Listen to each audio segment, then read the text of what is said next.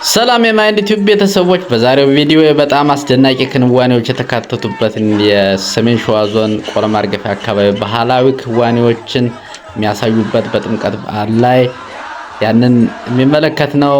እስከ መጨረሻው ተከታተሉኝ።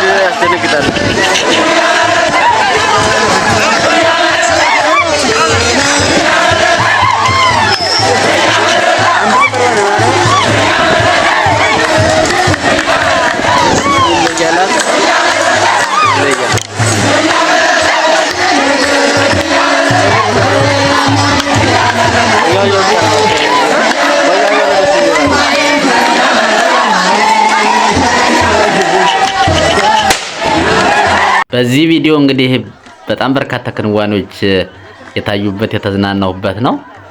እናንተም በጣም ብዙ ነገር እንደጨበጣችሁ ዘና ፈታ እንዳላችሁበት ተስፋ አድርጋለሁ። ይህ ቪዲዮ ከተመቻችሁ ላይክ፣ ሼር፣ ሰብስክራይብ በማድረግ ቤተሰብ ሁኑ እላለሁ። አመሰግናለሁ።